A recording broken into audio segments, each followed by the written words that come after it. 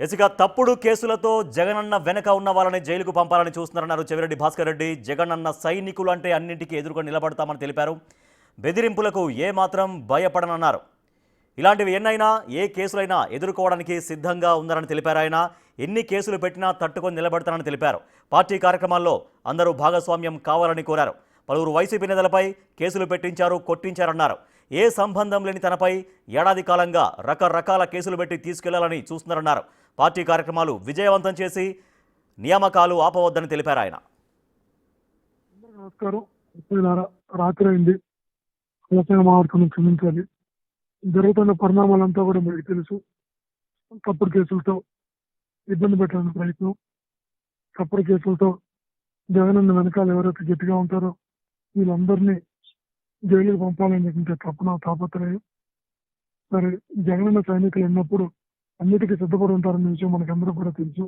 మీరు, నేను, మనం అంతా జగనన్న పోరాట స్ఫూర్తితో పెరిగిన వాళ్ళం, జగనన్న పోరాట స్ఫూర్తితో ఎదిగిన వాళ్ళం.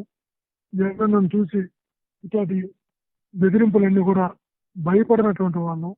కాబట్టి ఇట్లాంటి వాటిని మీ ఇన్ఛార్జిగా నేను ఎదుర్కోవడానికి సిద్ధంగా ఉన్నా.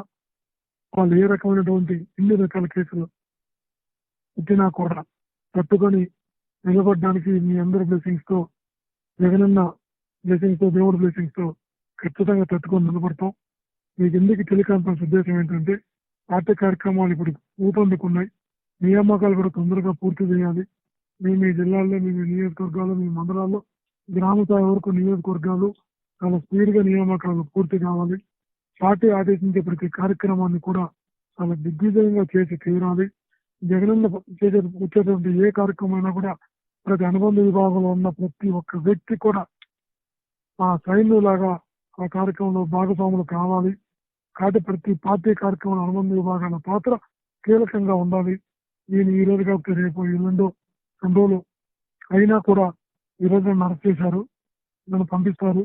ఖచ్చితంగా మళ్ళా చెప్తున్నా, మీ అందరి సంపూర్ణ సహకారం, జగనన్న బ్లెస్సింగ్స్, దేవుడి బ్లెస్సింగ్స్ ఏమి కావు. ఎన్ని కూడా తట్టుకున్న శరీరం. చంద్రబాబు వస్తాడు, నన్ను జైలుకి పంపుతాడు అని ఎప్పటి నుంచో కూడా అదన్న నానుడు కూడా.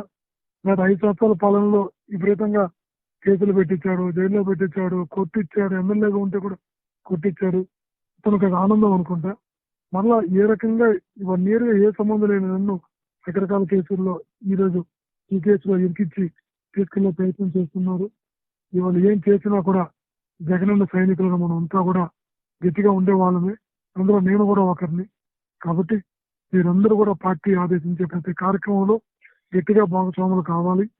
నాయకుడు వచ్చే ఏ కార్యక్రమాన్ని మరింత మరింత మరింత దిగ్విజయం చేయాలి. ఏదైతే కమిటీలు ఉన్నాయో ఈ కమిటీలన్నీ కూడా సకాలంలో పూర్తి చేయాలి. మహేష్ మీకు సార్ దగ్గర సంతకాలు తీసుకుంటారు, కేఎన్ఆర్ సార్ దగ్గర చెప్పి పెట్టించి రామకృష్ణ సార్తో సంతకం తీసుకొని ఖచ్చితంగా తొందరగా ఈ అప్రూవల్స్ కూడా పంపిస్తారు. అంటే నియామకాలు కూడా ఆగడానికి లేదు. ఈ రోజు, రేపు, ఎల్లుండో జైలు వచ్చినప్పుడు తీసుకొని ఖచ్చితంగా ఒక రోజు ముందే వస్తుంది. ఎందుకంటే మనలో క్లీన్ గా ఉన్నాం కాబట్టి దానికి ఆ భయం లేదు. దేవుడు ఆశీస్సులు ఉంటాయి. తప్పకుండా మనందరం కూడా పార్టీ కార్యక్రమాలు ఎంత గొప్పగా జరగాలంటే చంద్రబాబు అనుకోవాలి.